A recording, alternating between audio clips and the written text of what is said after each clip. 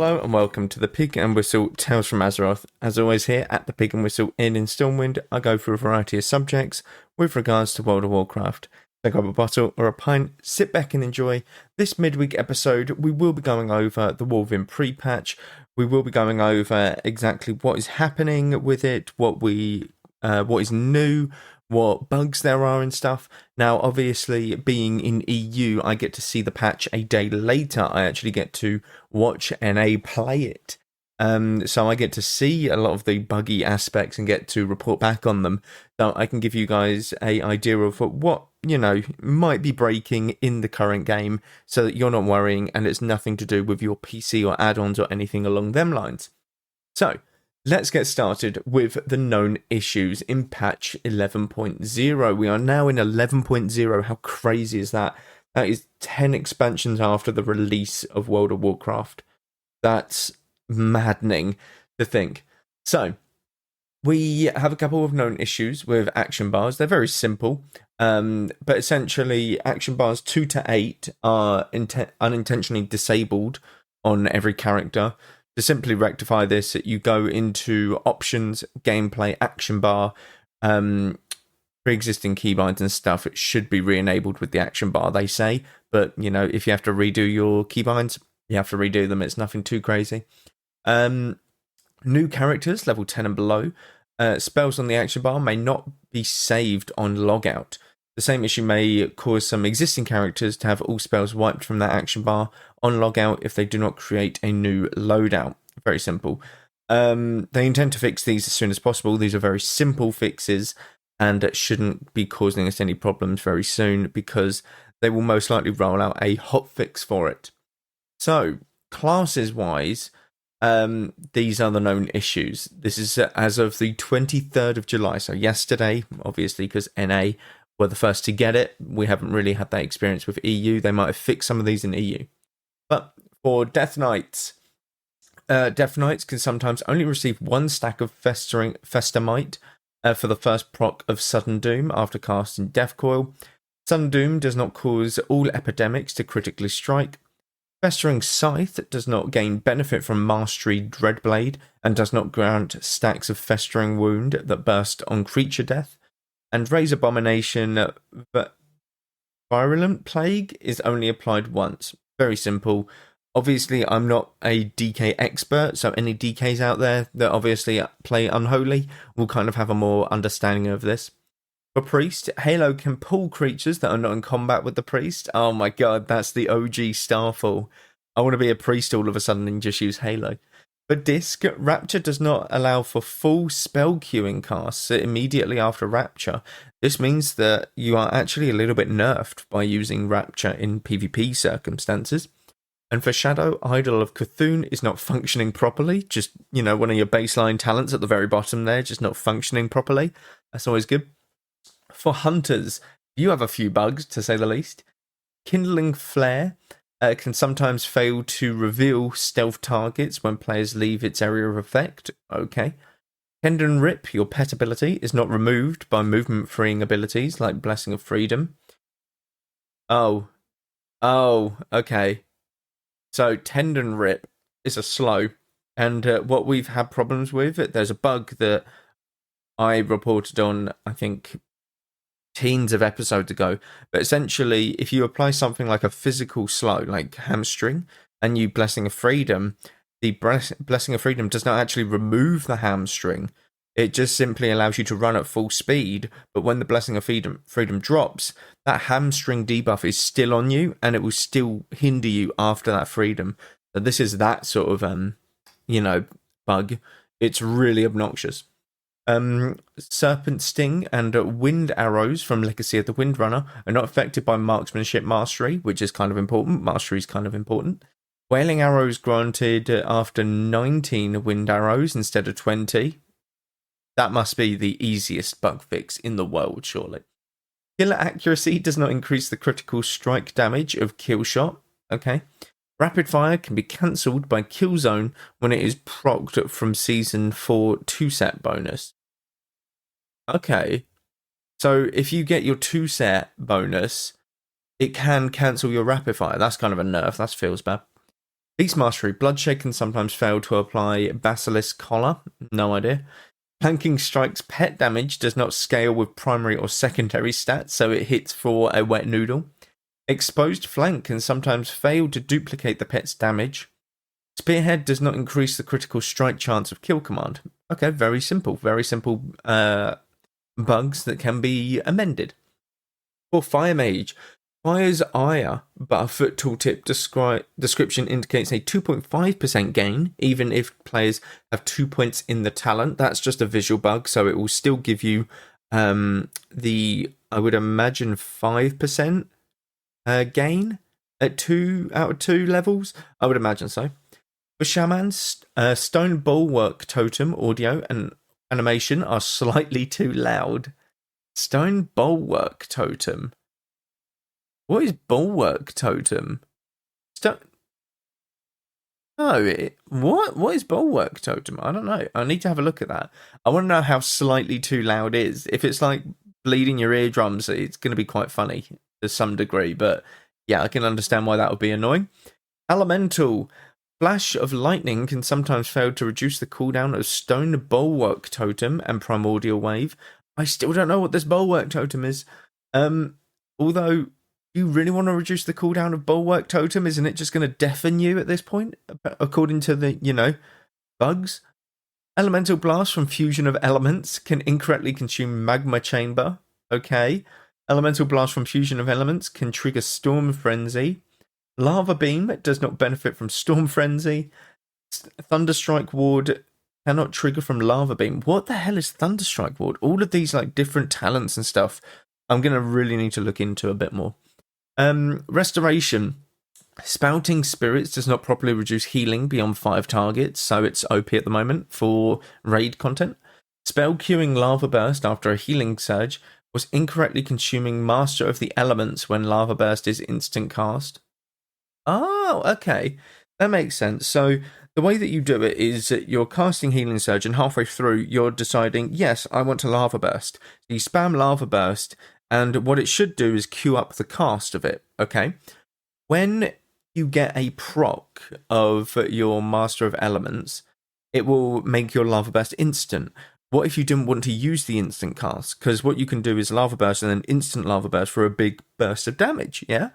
So it was just using that up, which shouldn't be a thing. It is good that they've actually clocked that it's consuming the Master of Elements incorrectly. For rogues, Death from Above, it does not scale up to 7 combo points. Kind of a, stupid thing to miss, but I think that's an easy change. Assassination. Envenom's buff persists for 2 seconds longer than the tooltip indicates. Very simple. Ruptures applied via Indiscriminate Carnage will also apply 3 serrated bone spikes, even with less than 3 spikes prepared. Oh, that's cool. I didn't know that they could do that. That's very, very cool. But that seems very simple to amend as well. I say it like I can code. I can't, but there's some bugs that are a lot easier to sort of dictate. It's like, oh, okay, well, maybe that one's going to be a bit of a ball ache to amend, but some are very simple. They're just changing numbers, I would imagine. For subtlety, premeditation does not benefit Shiv, Shuriken Toss, and Shuriken Storm.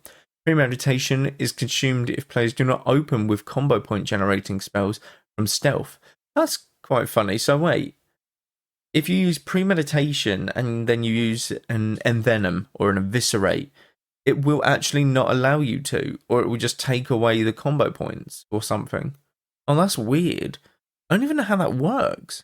Because does it take away the combo points before the ability actually hits? Or is it just accidentally pressing envenom will mean that the combo points disappear off the target? Because if it's that second one, then yeah, it's a real bad mistake. But nonetheless, warriors, bloodletting can cause mortal strike to apply rend to the target above 35%. Okay, spell reflection has a small chance to not properly reflect spells. That's quite funny.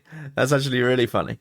The whole purpose of spell reflect is to reflect a spell, and it can't even do that every now and again. That's quite good. Dungeon and raids abilities may be missing from the dungeon journal while on Mythic Plus difficulty. For quests, there's a couple quests. To be prepared may not be visible, and archives, the first disc, may not be visible. For your professions and group management and all that, and your spell books, for group manager, pressing the reset button in the group manager UI will cause a Lua error. Holding down a used marker button will makes the highlight disappear. The remove all button does not work for unit markers, so you've got to do that individually. Spellbook. After the spellbook goes from minimized to maximized, the click cast setting frame will not function. Typing reload in chat will resolve the issue. It's a workaround at the moment, so they'll get to fixing that. Professions. The concentrate button disappears when selecting and unselecting fishing reagents. The patron tab does not honor a filter when switching to other tabs and back. Okay. The recraft button is shown after completing an order. Is that meant to be a thing? I don't know. Maybe not after completing an order, actually, because orders are one-time things. Okay, makes sense. Finishing reagents can now show increased recipe difficulty. That's good. The tracker is missing the green checkmark if the player hides all dungeon and bonus objective trackers beforehand. The reward frame may disappear when accepting an order. That's quite funny. The quality preview when using concentration may be inaccurate. Very simple workarounds there. Western maps. Right-clicking on a tracked world objective may cause a Lua error. Gossip windows may display the incorrect icon for an in-game wrapper quest. These are like filler quests essentially for the main storyline, if I'm not mistaken. Accepted daily quests that may show the wrong icon. The lore book help tip may appear outside of the log frame. Okay. The quest objective icon may still be present after disabling the quest objectives map filter, and clicking on the Great Vault world map icon may not open the UI. Very simple. And then there's a couple warband ones. Entering the world on a character on a different realm may result in a blank character select screen. Some account-wide reputations may not be shown correctly across all characters. Very, very simple. So all of these bugs are obviously because it is a new expansion. And the profession ones are because professions are getting a little bit of an overhaul. They did in Dragonflight, and they're getting a little bit more beefed up in the War Within, so to speak. They're getting different crafting orders from NPCs. They're getting a different stat, which is concentration. I'm not sure what that is yet, but they are getting many different things, so it's likely that these will be bugged in some way. The spellbook is again overhauled, so you can expect one bug, maybe two, but if this is a bug, if this is the bug, all it is, then that is fine. That is completely fine, and it's nothing to worry about with the spellbook. It's more the classes and how they work is the ones that you want to worry about, because they're the ones that are going to affect your questing, your mythics, your raiding, your PvP, etc., all of that stuff. So they're the ones that you want to be worried about, essentially. But what is in the pre-expansion event? So you have warbands, and expand the potential. This is what they have to say on it. Expand the potential of your World of Warcraft characters with account-wide progression across your Battle.net account, regardless of faction, including shared renown, a warband bank, achievements, collections, and more, to help players continue expanding their collections and style their alternate characters to how they want. Any character can collect any item appearance, regardless of whether they can equip it or not. Class tokens from legacy raids are also warbound and transferable to your account. Class-specific appearances can only be collected by the specific class. That one makes sense. With the Wolven's arrival, upon first logging into World of Warcraft, the warband conversion process automatically enables many of your game's progression systems to be account-wide. Players will not need to log into each character individually for all progressions, items, etc. To convert, however, there may be a short wait for the system to completely process your warband the first time you log in. The warband conversion process can take up to 20 minutes or longer, and depending on the amount of data being processed, there could be a login queue. This makes sense. So, essentially, warbands are where you pick 4 of your characters that you want to see in your login screen. These are your 4 main characters, 1 main, 3 alts, 2 mains, 2 alts, whatever you want. And these warbands allow transferring items across your characters. It is a different login screen. It is the first different login screen we have got since World of Warcraft's release in 2004. Okay? I just want people to remember that, because 20 years it took for them to change the login screen. That's crazy, isn't it? That's absolutely amazing. And I think it's really fun. I think it's really, really good. I think it looks very good, and it looks very cool. You can do like transmogs. You can max your transmogs for the 4 characters on your warband screen. You can do completely crazy mogs. You can do 4 druids. You can have 4 male torrents that just take up the entire screen. You can have 4 gnome like hunters that take up none of your screen or something. You know, you can really make it look cool. So with the addition of the pre-patch, we also have Skyriding. So Dragon Riding is been renamed to Skyriding and is now learned at level 10 instead of level 60. So you get the ability to switch flight style. This allows you to switch between the TBC flying style and the Dragon Riding flying style. This is learned at level 20 and can be located just within the mount journal. It takes 5 seconds to activate. I think 5 seconds is a bit overkill, I'm not going to lie. I think you need at least like 3, maybe. 3 is more than enough. But allows you to, you know, change your preference, which is really good. Upon learning Skyriding, the Skyriding talent tree is now accessible via a button within the mount journal. The Skyriding talent tree has been updated and many talents are now passive, which is good. Skyriding glyphs are no longer required for the talent tree. Very simple. Druid flight forms is now able to skyride. This is amazing. I'm going to really enjoy that. Journeyman riding, which is a 100% ground mount speed, is now learnt at level 10. Was level 20. Okay. Apprentice riding speed, which is level 60 ground speed, has been now removed. Okay, so there's no 60% ground mount anymore. It's just straight into 100%.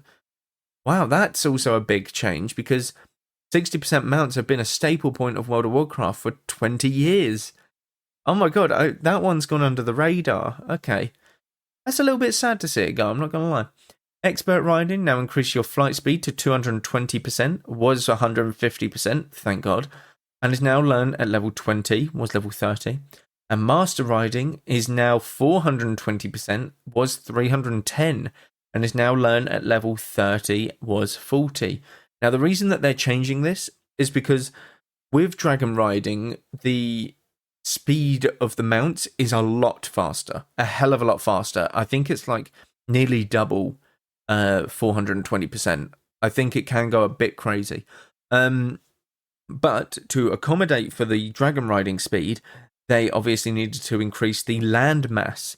But with the land mass being increased, those who wanted to do the normal TBC flying method will obviously take longer to traverse it. So this is just sort of keeping up with that, in my honest opinion. Now, we get visions of Azeroth as well. So strange visions are calling to the heroes of Azeroth. Players who have reached level 70 and have completed the final chapter of the Dragonflight questline will be called to take their next steps into the story leading into the War Within. And the first part is called Visions of Azeroth. We don't know much about it, but we know that there's going to be bosses, there's going to be transmog, there's going to be stuff like that. So this is all released next week, the pre-patch event, so keep an eye out for that. Characters, Dragonflight content is now the new default leveling experience for those levels 1 to 10. It was BFA, which is really weird. I would have thought it'd be Shadowlands, but you know, it is what it is. Guilds are now able to invite characters on different realms, so cross-realm guild bank functionalities will become available in the next update. New human racial, no place like home. Your Hearthstone cooldown is reduced by 5 minutes and gains an additional charge. Diplomacy has been removed, sadly. Again, a feature of classic World of Warcraft that is gone. 20 years of that racial, gone. The character restoration service is temporarily unavailable.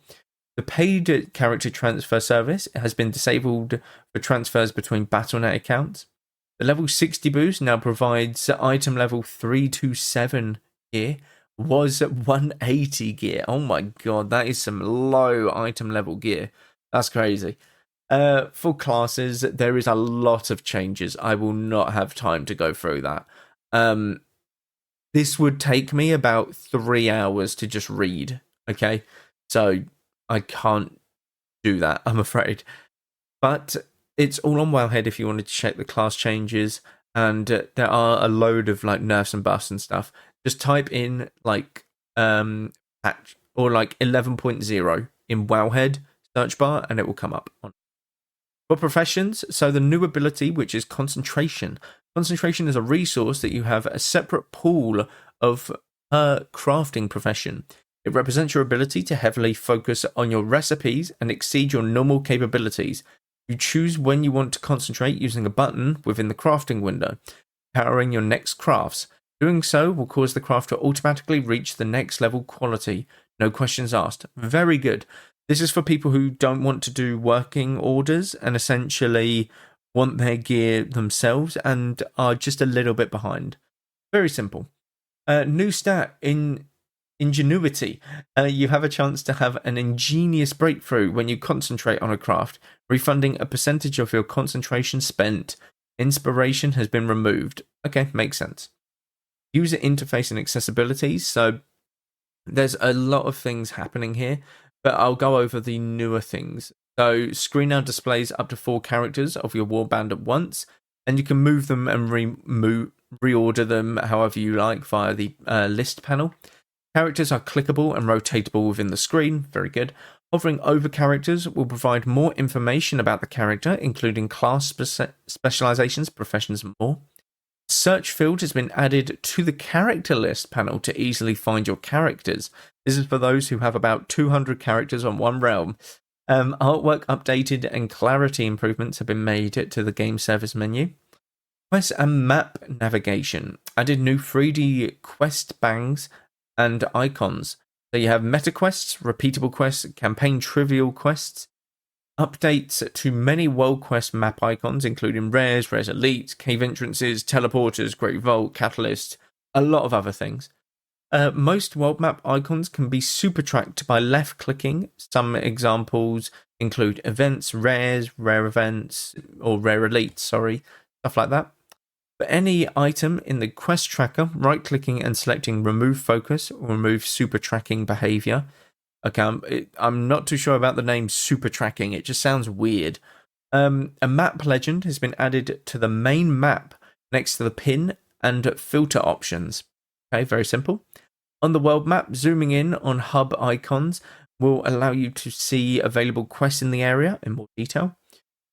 Checkbox for tracking have been added to the quest log for easier management. Areas of the quest log interface have been updated with new artwork.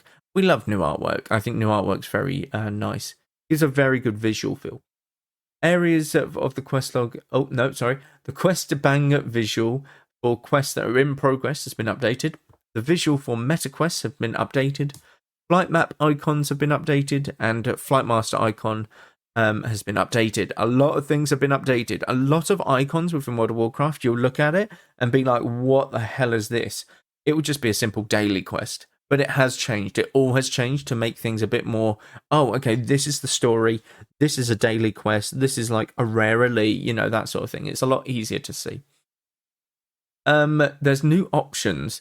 Now, new options are obviously going to be a bit tougher to find. So, option to replace spiders with alternate creatures. This doesn't affect gameplay or difficulty. It is under the accessibility general arachnophobia mode. If you do not like spiders going into the war within, you will want to enable arachnophobia mode so that you are more easily going to play the game without fearing for your life or having any sort of dread going into certain zones. Icon can be changed. Icon can be used to mark your player character for visibility. Options under accessibility, general self-highlight, very simple. Just puts a sort of mark around your player. Highlight your character's silhouette when blocked by objects in game. Options under gameplay, combat, show silhouette when obscured. Very simple. The group manager has been updated with new art and improved features, including additional options to restrict group pings, easier access to both world and unit raid markers, UI panel reorganized to relate options are all together or together in sections, added instant options previously only found in character portrait drop down. Anything that is shared across all characters will now say warband rather than account, which is pretty good. Professions now has its own micro menu button, which is always good. A lot of these have been changed. A lot of the UI functionalities have been updated, changed. So please do log in, even if it's just to get a good look and understanding of what has changed and what you need to be looking for going into the next expansion. Because it's all going to look weird. It's all going to look a little bit overwhelming when you first log in. Take this month to get used to it, okay? Because there is a lot of UI changes, base changes, that a lot of people would have been playing with for 20 years, okay? And it would have been a gradual change, but they have changed a lot of UI in this patch. So please get used to it. But it's really good. It really, really is. Do not shit on it if possible. If you don't like it, that is fair enough. But give it a try because they are trying to make it a bit more accessible to, oh, okay, I should be doing these quests as a newer player. You know, that sort of thing. But yeah, that's where I'll end it for this episode. Thank you all very much for listening. As always, do check out the socials down below. Constant stuff happening over there. But thank you all very much for listening. And go with Valor, friend. Goodbye all.